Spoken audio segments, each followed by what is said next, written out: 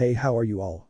Welcome to So we are back with a brand new movie on what if Naruto and Kushina rival in a different dimension, sparked a new legacy, but before we start, be sure to subscribe to our channel and like this video. Now let's begin the story. Kushina, please, think of what you're doing, said the pleading, weary voice of the Sandaime. For a brief instant, the Viridian seemed to ponder this before she steeled her resolve and shook her head in denial. No. This has gone long enough. Tell me, Sarutobi, what's going to take for you to realize that he's not welcome here? His death. Uzumaki Kushina said heatedly. The reason for the argument was not a simple one. You see, during the sealing of the Kyuubi, Minato managed, on the last instant, to move Kushina out the way of the claw that was about to skewer the both of them, saving her life and allowing her to be there for their son. The problem is that not even a week has passed, and her son, Naruto, had already several attempts on his life. Taken aback by this displays of hostility, she decided that it was enough and she was going to do something about it, as Naruto was going to live happy and free. The problem was that her son living happy in Konoha was impossible from the look of things, and she was pretty sure she will not get far if she tried to leave, not to mention that she and Minato amazed a lot of enemies along their careers as a shinobi, so many in fact that leaving the protection that a village offered could be considered suicidal. Hence why she had to resort to forbidden techniques to accomplish her goals. And that's the reason why Hiruzen is unsuccessfully trying to break the glowing transparent barrier that surrounds her and her son Naruto, while trying to make her see the mistake she was making, as it was the only hope of stopping her. Please think this through. This isn't what Minato would have wanted. Minato also wanted the villagers to treat him like a hero. To honor his sacrifice and his last will. Instead they spit on his work and cry for his son's death. Tell me. Is that what he wanted for Naruto, huh? She shouted, outraged at his boldness. After all that's happened, he still have the gall to wave that in front of her face. The screaming woke up the blonde baby in her arms, who started to wail in protest of the loud noises, dissipating the rage on his mother's face before she started rocking him back and forth in an attempt to calm him. Shush, shush my dear, it's alright, mommy is here, nothing's going to happen to you, everything will be okay, she whispered to her son, softly making him calm down while opening his blue eyes. As soon as the baby sees his mother, he starts giggling and trying to reach her with his little arms, bringing a smile to her face before turning to the aged man with a sober look on her face. Minato maybe have trusted Konoha with the life of his son, but I won't risk another attempt, I won't allow our enemies the chance to take revenge, and I will not allow you to make him a weapon for the good of the village. I am, and was, the last one Konoha'll ever have. The seals that made the big one on the floor started glowing brighter. Goodbye, Sarutobi, and for what it's worth, I'm sorry. As the seal reached a brightness enough to blind Evain, and with a low hum the mother and son disappeared from that reality, never to be seen again. As soon as she was able to open her eyes, Kushina found herself startled as she was surrounded by nothingness, but this was nothing compared to the odd creature in front of her. It was about 3 meters tall, its body color white with a gray vertically striated underside, the pattern of which has similar recurrences on the underside of its mane, tail and face, and its 4 pointed feet are tipped with gold hooves. Its mane is quite long, jutting away from its head, and its face is gray, with green eyes and red pupils, and a green circular pattern below its eyes. It also has a streak of gold coloration on its head and ears that point upward. Its neck is fairly long, with 2 pairs of extrusions to the sides, and a flap-like feature on the neck's underside that is colored white like much of the body. It also has a golden cross-like wheel attached to its body by its round abdomen, which was constantly changing color, along with its eyes and hooves. The wheel also has 4 jewels attached to it.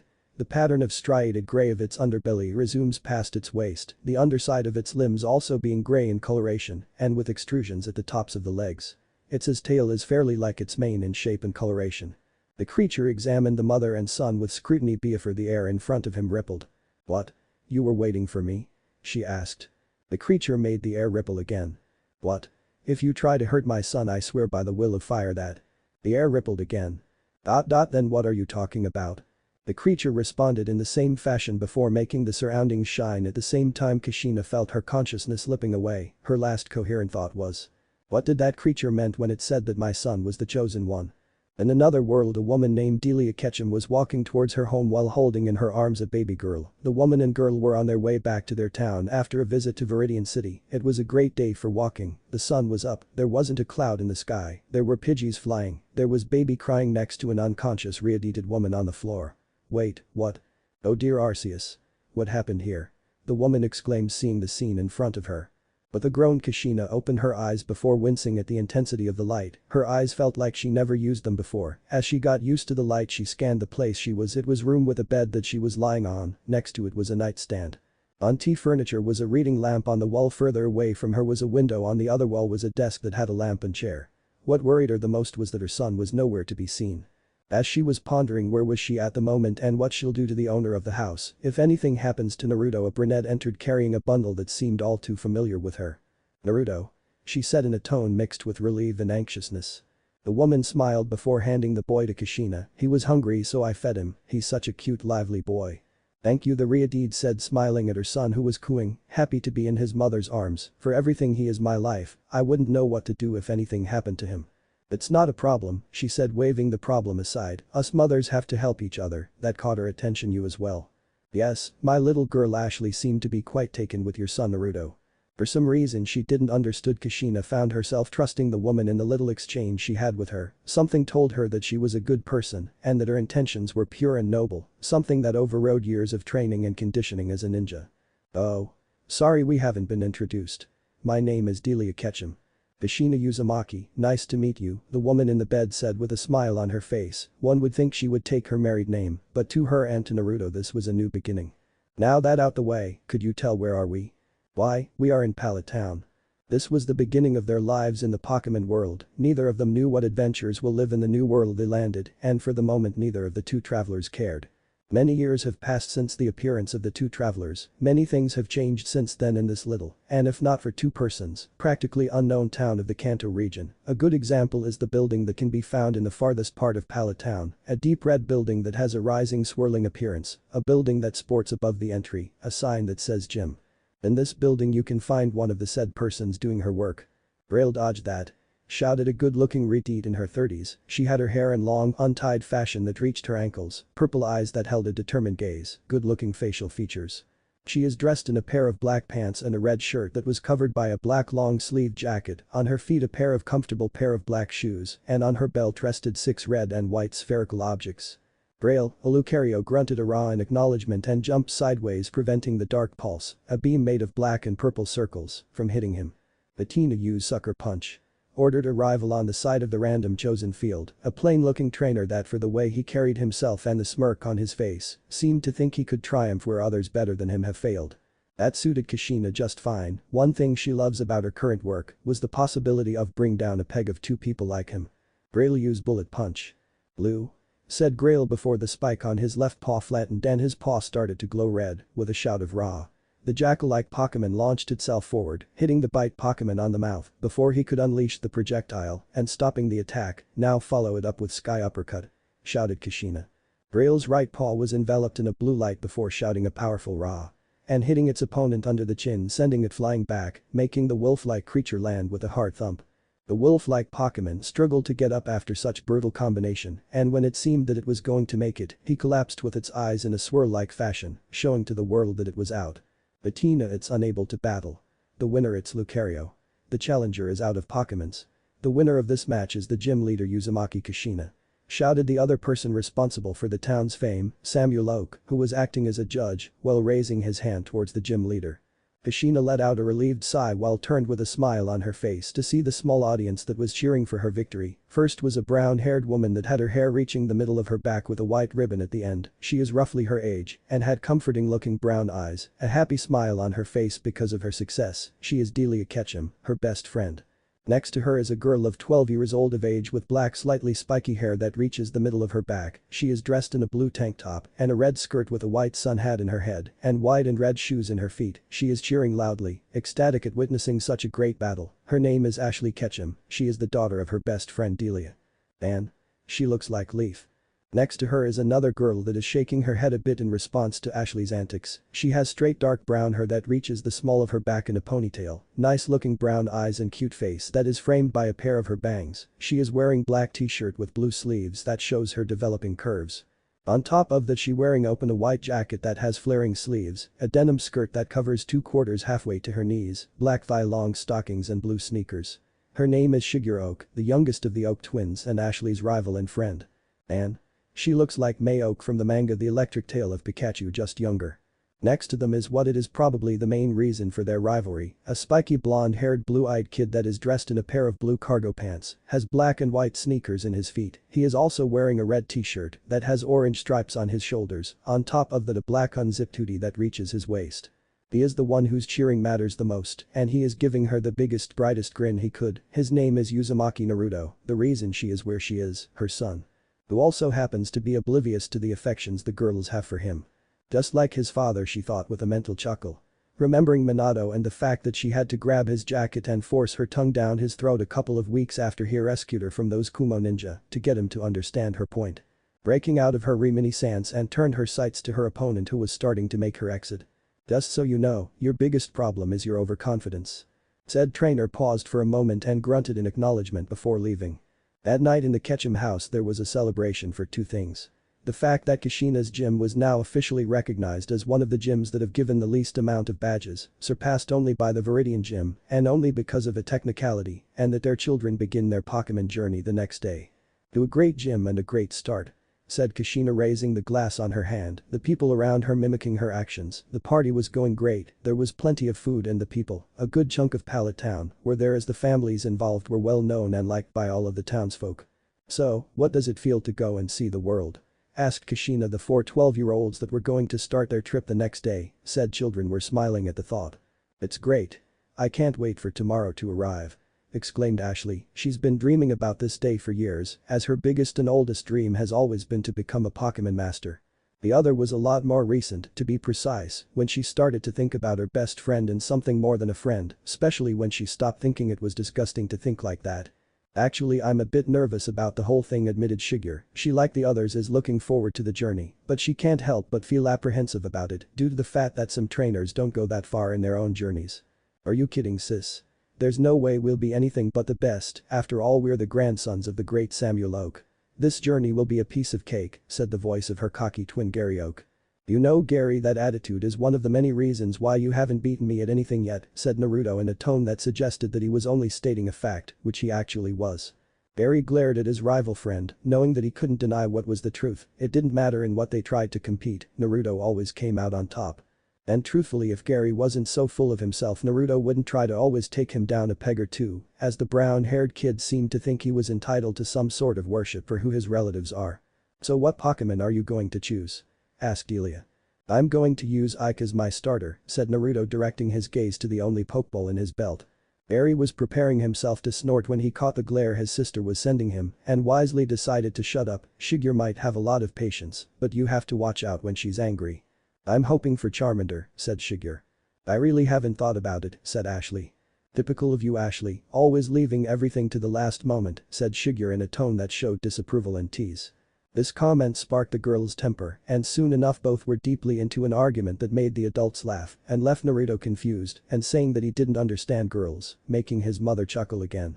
The next day, after waking up and saying his goodbyes to his mom and her Pokemon, Naruto made his way to the professor's lab. When he arrived there, he found Gary and Shigeru ready to take one of the Pokemons, making his presence known. He said good morning, which they responded in kind. Well, have you decided? Asked the professor. Yeah, I'll take Squirtle, said Gary, taking on of the red and white sphere on the cylindrical device they rested upon. And I choose Charmander, said Shigeru, taking the other ball. It was obvious that she was glad she got the Pokemon she originally wanted. And since Naruto decided that he will take Ike as his starter, I guess the only thing left is give you 3 this, he said while handing the 3 new trainers a Pokédex and 5 spare Pokeballs, and to wish you all Godspeed. While Gary decided to stay behind to get ready more, Naruto and Shigeru started their journey, immediately agreeing to go together at the very least to Cerulean City, much to Shigeru's delight. What about Ashley? Aren't we going to wait for her? Asked the blonde. She probably fell asleep. If we wait too much we won't be able to make to Viridian City today, said Shigeru. No way in hell she's letting this advantage go to waste. You're right, besides there's still one more Pokemon for her. I'm sure she won't complain much, he said while both were walking towards the exit of the town. What Shigeru forgot to tell him is that Johnny, another kid, passed earlier and took the Bulbasaur. After walking for a few hours through Route 1, the only route that leads from Pallet Town to Viridian City, looking for Pokemons without much success, they were starting to get annoyed. I don't get it, there's supposed to be Pidgeys around here, said Shigeru. I don't think it's as easy as to walk and expect that a Pokemon will jump in front of you, said Naruto, though he was also feeling a little disheartened for their lack of success. I know that, but still there should at least one Pokemon around here. She then remembered something about her companion and smiled to herself. She then turned to him with puppy dog eyes. Can you find them for us please?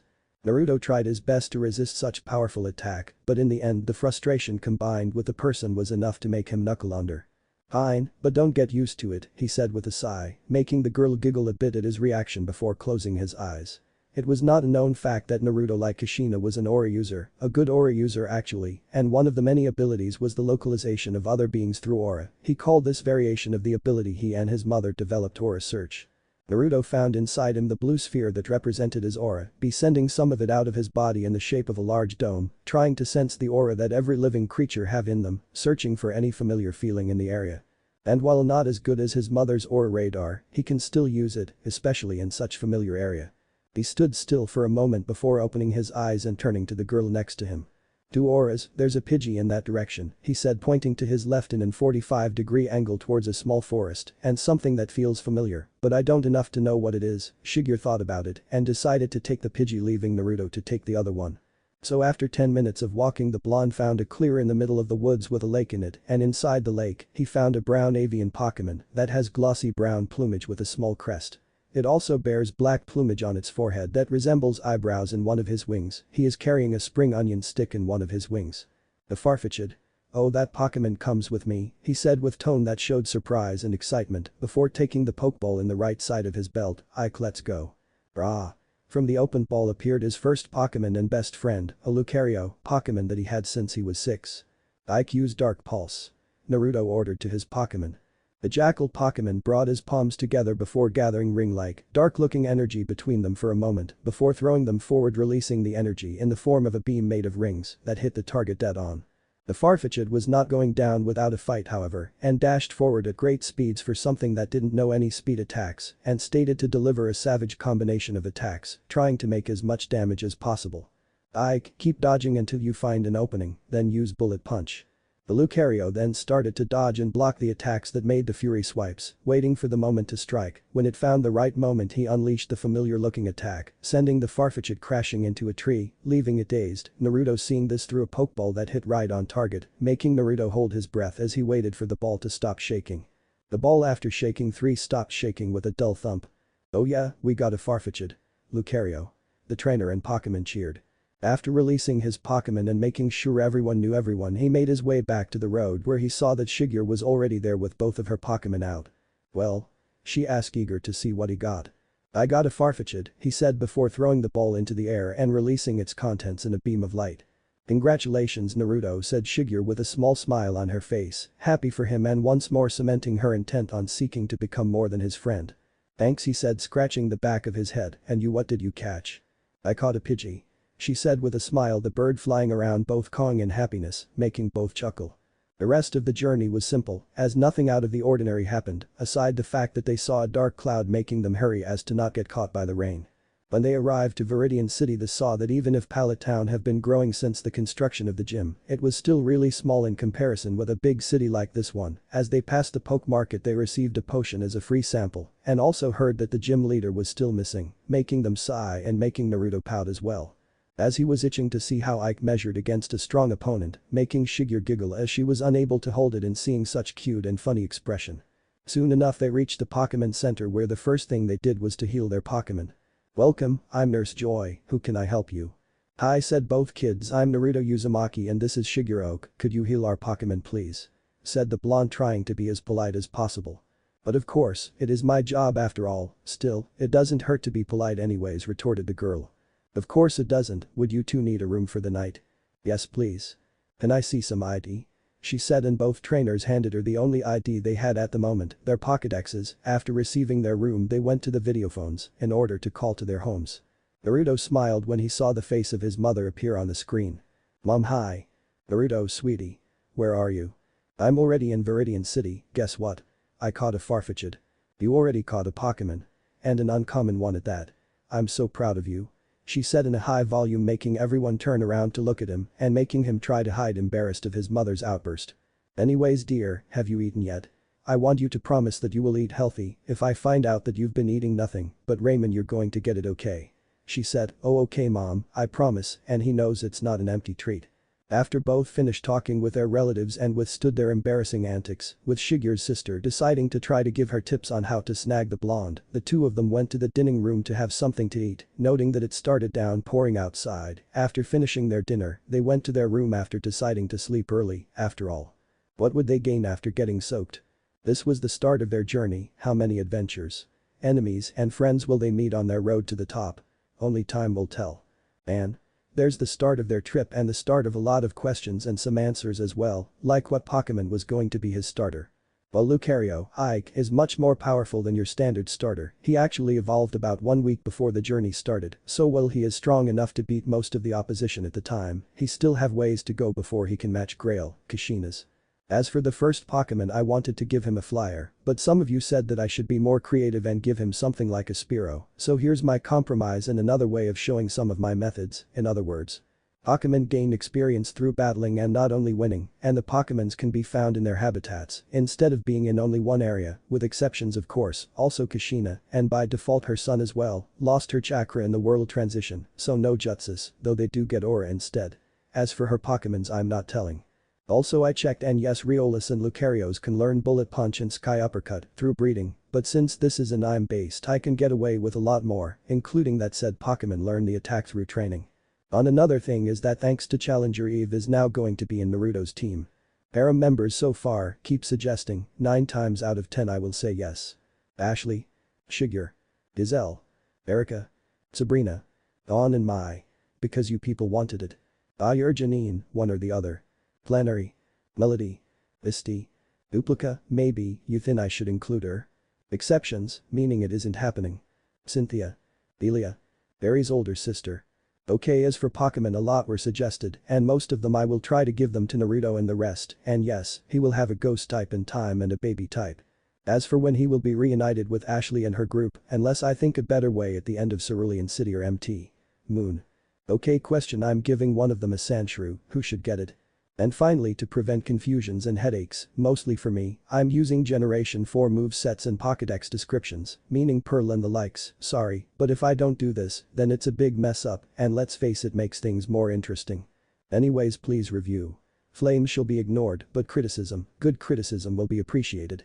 The next morning Naruto and Shigur were up and ready to go after eating breakfast. It was 8 in the morning, and the sun was out, so it was good moment as any to depart from the center and the city, due to the fact that they really didn't have other business in it.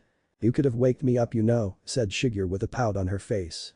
It was too early and you looked so peaceful, said a sheepish Naruto, missing the slight blush on her face.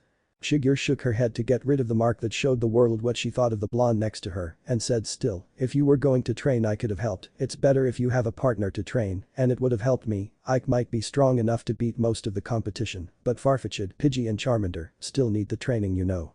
You can't always depend on only one Pokemon to win all your battles. Who said I didn't train Farfetch'd?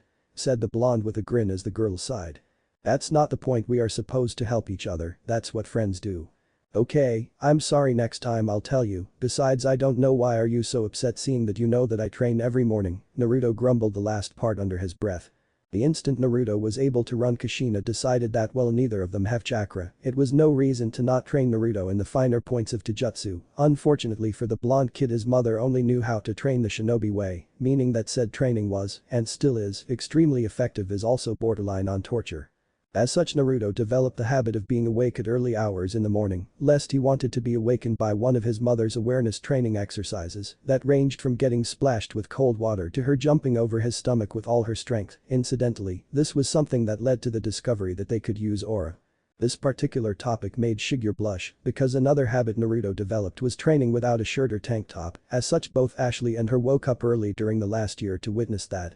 And with that out of the way, they parted towards Viridian Forest, unknowingly missing Ashley as she came barging into the Pokemon Center in the sidecar of a motorcycle that belongs to a particularly enthusiastic Officer Jenny.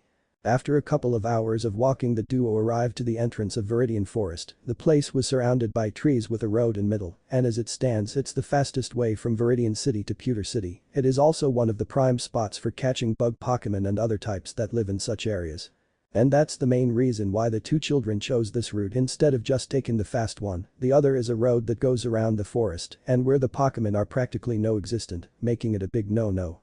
Both kids stayed in front of the entrance for a couple of minutes, trying to think what to do. In one hand, they could try to pass as fast as possible, praying that a Pokémon crossed their way, but doing that would more likely than not make them miss both the chance to increase their roster and train. On the other hand, they could do a thorough search, and while they will gain valuable experience and more likely than not at least 2 more Pokémon, they would lose time and sincerely, both refused to lose to Gary, and Shigeru did not want to compete with Ashley just yet. "So what's the plan?" asked the blonde. "I think we should get in and try to look for Pokémons until it's dark, and then tomorrow we try to make the best of time to Pewter City." After a moment of thought, the blonde nodded. After all, it did make sense. During the search for Pokémon, they found a couple, mostly Kakunas and Metapods. They decided to not capture said Pokémons, because if they caught them in that state, they would probably know nothing but harden and well, due to an experience Shigeru had when she was a little girl, she has a strong dislike for the Pokémon.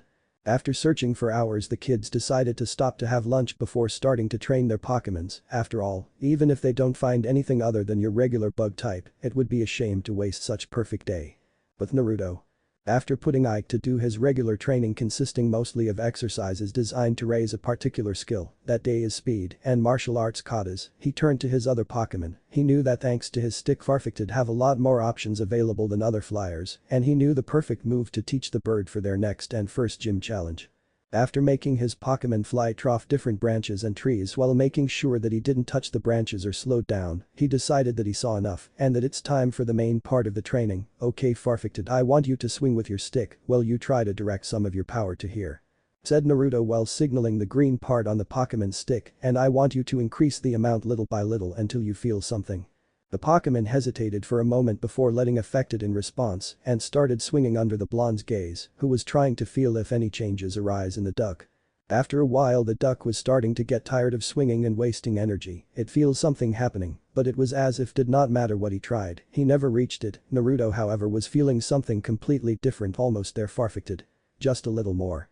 In that moment the stick was starting to glow an intense green, and the top part was enlarging and curving in a fashion akin to an Ichigatana with a strenuous Farfetch'd. The duck completed the swing, and the stick finished the transformation, showing to the world around it that its owner just learned the move Leaf Blade. "You did it Farfetch'd.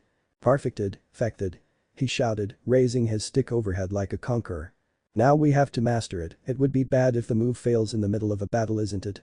After a break, he told him to do all the swings he could with a new move while he was sparring with Ike. Later that day he would repeat the first exercise only with stabbing motions this time around. "And I checked and Farfetch'd can learn Leaf Blade, False Swipe, Night Slash and Poison Jab thanks to the stick. With Shigeru. The girl has a bit of a problem. This problem is that the Pewter City gym is wide known for being a rock-type gym, and she didn't have any Pokémon that are strong against that type. Luckily she has a way to solve the problem. First, she is trying to teach Pidgey Steel Wing by making her use her wings to strike a stump with her wings while telling her to channel her energy into them. So far, aside from tiring her, it has not been very successful. And here she is looking at her Charmander, who was looking back at her with a questioning gaze. The problem with him is that she has 2 options on what to teach him: Iron Tail and Metal Claw. While Iron Tail is a lot more powerful, it takes more energy to use, making it difficult to use in combat for a Pokémon so young, and it's harder to learn, not to mention that requires a strong flexible tail, something that Charmander might qualifies to it, but she is not willing to risk it until he evolves to the next level, so the move's out. And while Metal Claw is not as powerful, it's easier to learn, uses less energy, and it's faster to train. It is for these reasons that she chose the latter to train Charmander in. "Okay, ready to start Charmander? Char. I want you to start attacking with your claws while channeling your energy in them, okay?" she said, while strapping a pair of small rocks to his arms to act as weights, making sure they were only heavy enough to create resistance to movement and not enough to harm him. "Okay, start now," she said while stepping back, letting him do his training and telling Pidgey to take a break. After 20 minutes of Charmander swinging his claws into the air, a rustle that came from a nearby bush alerted Shigeru that she, Naruto and the Pokémon were not alone in the clearing they chose to stop and train in. From the bushes a Sandshrew appeared, apparently drawn by the sounds of the training in the clearing, making Shigeru wonder why such Pokémon is in an area like this one, considering that said Pokémon live in either deserts or grasslands. Not like it mattered to her, considering that she has every intention of catching it. "Jackpot. Okay Pidgey, get ready," she said, and the Pokémon gave a coo of acknowledgement and moved in front of her opponent, who now looked quite ready to battle. "Start with Tackle." The little bird soared towards her target, trying to hit the armadillo-like creature, who in retaliation curled up and took the attack, sending it flying towards a tree that it hit with a hard thud. The sand shrew uncurled itself looking no worse to wear, before running forward with its claws ready. Scratch attack, Pidgey gain altitude to dodge that. The tiny bird Pokemon did as told, making her opponent miss. Now use quick attack.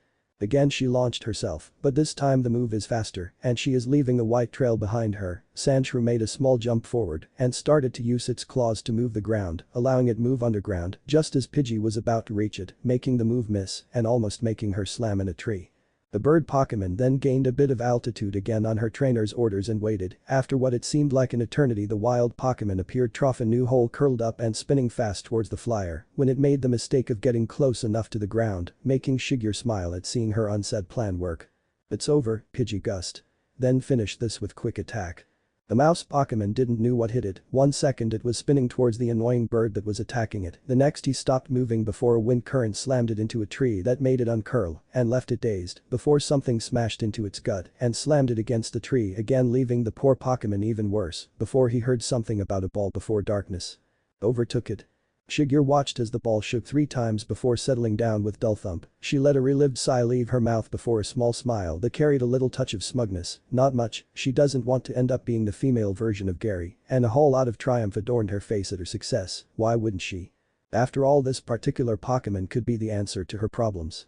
She turned around to tell her companion, and if she has her way, future boyfriend, only to find out that he is nowhere to be found, and while she is tempted to go look for him, she knows it would be useless and would cause more harm than good. Besides, she knows Naruto can find his way back using aura. After that thought, she released her new Pokemon to cure it and train it. It wouldn't do for to go and challenge the gym with undertrained Pokemons, would it?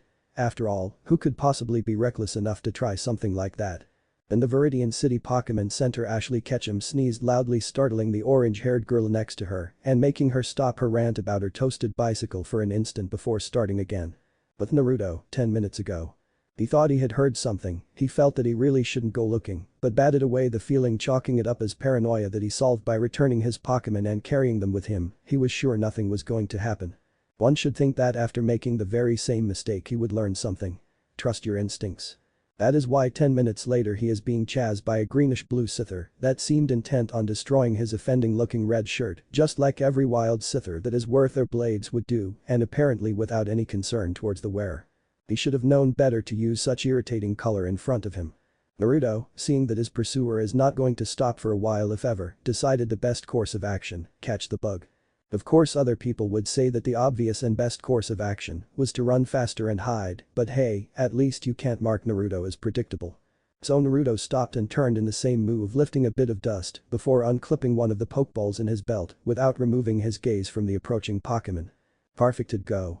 The sphere opened and in a bam of bright light the duck Pokemon stood ready to fight the Scyther, use sand attack when it's close, and follow it up with poison jab. The instant Scyther was close enough, the duck made a upward slash with his leek, making sure the sand it lifted was thrown into the eyes of his opponent, blinding it and making it stagger back in surprise. The duck Pokemon took the opportunity and with a cry of "Farfected," he threw himself forward with his leek glowing purple and tried to deliver a sideways strike, keyword being tried. The Mantis Pokemon did a small back jump evading the attack before immediately slamming into its opponent with quick attack. Naruto narrowed his eyes at this move as it showed that the Scyther, while not that high level, it was not inexperienced in fighting other Pokemons. Scyther however didn't let up, it used his blade-like arms to throw Farfected upward before shrouding itself with dark energy like cloak and launching towards his flying prey. Seeing this, Naruto paled a bit and ordered his Pokemon with a tone of urgency in his voice, "Farfected, snap out of it and use Leaf Blade to counter." The Pokemon snapped his open and front flipped, allowing gravity to take hold of him, and putting himself in the way of the Scyther, he began to charge his attack, making his leek transform and taking position for a downward slash. He plummeted towards his opponent with determination showing in his eyes. Perfected. Scyther. The two Pokemon clashed and for an instant the attacks were equally matched before a small explosion and a cloud of smoke covered both and threw the duck Pokemon upward and the Mantis Pokemon downward. Perfected used Fury attack and finished this with Peck. The duck dived towards the falling Scyther with his leek on the ready. When he found himself in range, Farfected attacked with a series of thrusts and strikes on Scyther's body before rearing back his head far, making sure he has enough momentum affected. Before throwing his head forward, slamming his beak right in the middle of its chest, accelerating it further towards the floor where the impact lifted dust. Immediately after it settled, Naruto sprang into action. Pokeball go. The blonde says while throwing the sphere that hit Scyther with a soft click before it opened and pulled the mantis inside that was surrounded by a red beam. Naruto watched the ball as it wiggled 3 times before settling down with a low thunk before he grinned in a fox-like way because of their success. "We did it, Farfetch'd. Facted." The duck answered while raising his leek overhead. Then he proceeded to release his new Pokémon of the ball in order to cure him, as well as releasing Ike to finish with the presentations. After curing Scyther with a potion that made him wince a bit, he proceeded with the introductions, releasing a sigh of relief when there was no sign of bad feelings between the winner and the loser. The problem arose when he introduced Scyther to Ike. Apparently he found it odd that he has a name, and he made it know. "Scyther, sigh, Scyther," he proclaimed at the top of his lung while swinging around his arms. "What do you mean you want a name?" "Scyther, Scyther, sigh." "Well, I guess when you put it that way it does make sense," he mumbled. "The main argument, the bug Pokémon, is that why only the Lucario should have a name. Does that make him more important or something?" As such, Naruto was now tasked with giving him a name. The blonde spent the next minutes thinking of a good name for his new companion. It wouldn't do to naming him something like Aoi or Midori, the first because it's too simple, and the second because it is a girl's name, and from what his aura scan tells him the bug type, it's a male, a prideful male at that. Then an idea popped in his brain, making him grin and turn to the Scyther. "What about Muramasa?" "Village's Joust. It is a good name if you ask him. According to his mother, it's the name of some sort of legendary sword." The Scyther pondered for a moment before nodding, making Naruto welcome him to the team before turning to the duck and asking him if he wanted one as well. Farfetch'd response was to shrug, indicating that he really didn't care either way, after returning him and the other two to their Pokeballs before hurrying back using his aura as guidance. The day it's Shigure's turn to cook and she makes one mean stew that he did not want to miss. Running for one's life can really open one's appetite after all. When he did arrive at camp, he had to deal with a pouting floor-taping Shigure, asking where he was. After telling his adventures and apologizing profusely, he was forgiven and was allowed to eat the stew Shigure made and couldn't help but wonder what Ashley could be doing at the moment. Making said black-haired girl sneeze while she was waiting in the food line in the Viridian Pokémon Center. The sun was peeking over the treetops in Viridian Forest, promising many things with its arrival in this peaceful morning. Boom. Well, mostly peaceful morning. In the clearing where the two kids decided to camp last night, an interesting sight was to behold for anyone that could pass at that moment. In the middle of the clearing, a dog-like Pokémon was fending the attacks of his other comrades using Metal Claw, a move that transformed the spikes on his arms in a trio of glowing blue claws, accessories that he was using to stop, parry and deflect the attacks that were sent his way. The reason for this was simple. While Ike knows the move, he has a hard time keeping it up or summoning it fast, so Naruto ordered his other Pokémon to attack him, while Ike was supposed to just use Metal Claw to defend himself in order to gain enough experience with the move. Ike leaned back to avoid a slash attack from Muramasa while blocking Farfetch'd's overhead leaf blade strike before pushing him back and using his other paw to block the second slash the scythe sent his way. All in all, the training was not that difficult. He is stronger than his two companions, and he experienced something similar with Grail and Enma. A Lucario and a Vigoroth respectively that belongs to the mother of Ike's trainer.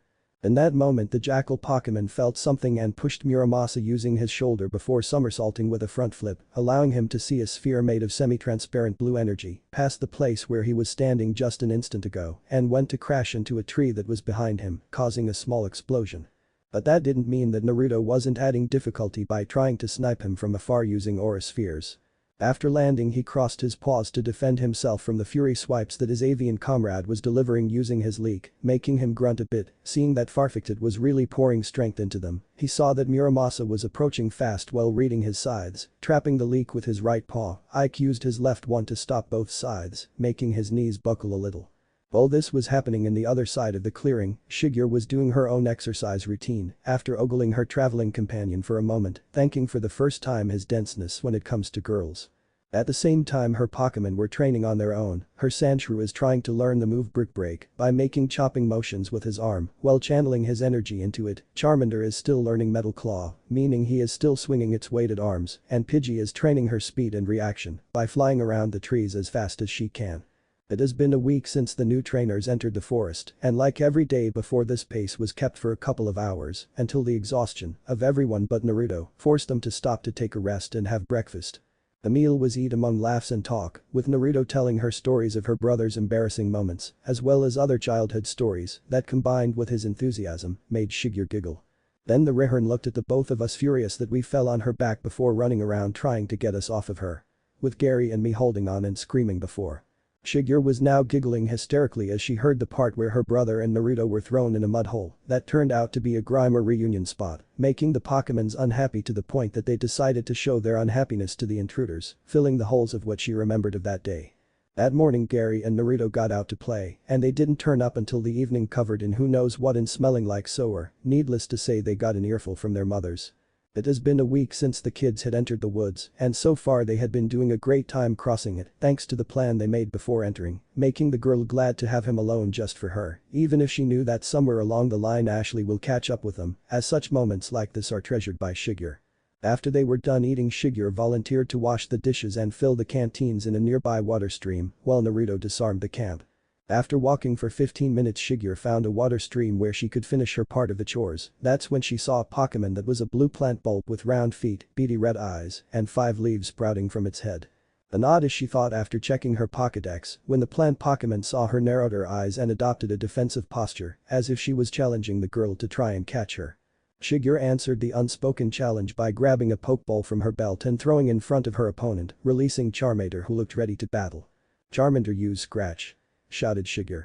The fire Pokemon ran forward with his claws raised. Oddish narrowed her eyes and braced herself. The instant the fire type tried to hit her, she dodged to the left, leaving Charmander wide open, and countered by spitting a ball of black substance that made the lizard cry in pain. Char. That Oddish knows acid. But Naruto. While Shigeru was trying to add the gutsy plant type to her team, Naruto was doing his part of the chores. He started first by putting off the fire they used to cook by throwing a lot of dirt on top of it, making sure that not one ember remained lit. It wouldn't do to burn down the forest by careless mistake. After that he proceeded to fold Shigeru's sleeping bag, well thinking that maybe this was the reason why she chose to do the dishes, seeing as she didn't really know how to do the chore he was assigned in this moment properly. Nah, she wouldn't do that. The blonde dismissed the thought before finishing with the sleeping bag before moving to his own. He was halfway done when he felt something that was about to strike him, reacting instinctually in the way he was taught. He clapped his hands together, stopping the object from hitting his shoulder, before he threw the wielder of what it seemed to be a Bakken in a perfect judo-like move while adjusting his grip and moving his front leg in a way that when the assailant, the kid clad in a samurai getup, landed with a heavy thud, he was pointing the weapon to his throat while using his knee to prevent him moving his right side while using his foot to stop his left hand from trying to interfere with the blade should Naruto need to finish the attack. Okay, talk. Who are you? And why in the name of Arceus are you attacking me? The blonde kid demanded, giving the other boy a look that said what the outcome would be if he didn't like the answer. Samurai was stumped. One moment he was trying to scare the guy for some innocent laughs, and the next he was lying on the floor dazed with his own sword pointing at his neck. A couple of days ago he battled a kid named Gary. The fight was short with the brown-haired boy dominating most of the fight, using his male Nidoran and Squirtle. After the battle Gary told him that behind him were trainers from the same town, and while not nearly as good as him they were still good practice. But seeing that Johnny, a kid he battled yesterday that had with him a Bulbasaur capable of using Vine Whip, a move that a Pokemon that young should not been able to use this early, and now a kid that was able to turn the tables on him so fast he didn't know what happened until it was too late. Maybe that Gary guy was twisting the truth a little. Well? Naruto said, pressing the blade into his neck, slightly cutting his air supply. And again, Samurai thought he might have twisted the truth more than a little. I came here to seek the chance to challenge you to a Pokemon battle, he said quickly. End the attack. It was merely a greeting. Naruto thought about it for a moment before letting the kid go while muttering under his breath about stupid ways to greet people. This wouldn't have happened if you greeted people normally, you know. I'll have that taken into consideration. So about that battle. At that Naruto grinned and took the other side of the battlefield while saying you're on. Over his shoulder, I have 2 Pokemon with me at this moment, said Samurai. Well, I have 3 Pokemons with me. I think it would be best for the both of us if 2 Pokemons are used in this bout, is that agreeable? That's okay. It is agreed then. As a challenger I'll go first, go Caterpie. Naruto's opponent shouted at the same time he threw a Pokeball forward to his side of the field that opened and released a green worm-like creature that had a pink protuberance in the shape of a V in the forehead and big, round, black eyes. Okay, who do I send? Muramasa might not like it if I use him, and using Ike is just overkill. Let's go Farfetch'd. The avian Pokemon appeared ready to fight the instant the sphere touched the ground. A flying type, it is smart of you to use the type advantage. Thanks. Now, Farfetch'd, use Peck Attack. The duck Pokemon launched himself forward towards his enemy. Caterpie counter with Tackle. The green Pokemon narrowed its eyes and tensed before running forward with his protuberance head first, leaving a trail of dust behind him. The two creatures clashed in the middle before separating, making the both of them skid backwards a couple of meters. They narrowed their eyes at each other before trying again with the same results. The Pokémon engaged each other in the center 3 more times before the blonde trainer decided it was time for a change of strategy. Farfetch'd, wait until he's near you. The Pokémon nodded and stood his ground waiting for his opponent to reach him. When the bug Pokémon was near him, Naruto shouted, "Use poison jab." Caterpie, who was already committed to the tackle, was unable to stop when it noticed that the duck's leek started glowing purple despite the pleas of its trainer to stop the attack. But the sideways Farfetch'd sent the worm Pokémon flying to the side where it slammed into a tree, making it rattle before sliding down with swirls on its eyes, showing that it had fainted, making Samurai cry its name and recall it to its Pokeball. Samurai was about to release Pinsir, his best Pokémon, when he and his opponent heard an angry buzzing sound, filling Samurai and Naruto with dread for the brief moment before the scary sight of a group of Beedrills rose from the treetops. While Samurai was looking ready to bolt, Naruto decided that while running away like cowards while covering their heads and praying to Arceus was a good plan, doing so would undoubtedly ruin the battle they were having at the moment, and that would not do. So he closed his eyes and drowned everything around him, the angry Beedrills flying towards him, the panicking Samurai trying to move him, the nervous Farfetch'd glancing at him, torn between running and staying loyal to him and focused in his mind, or more specifically, his aura. It was calm, nurturing, waiting to his beck and call.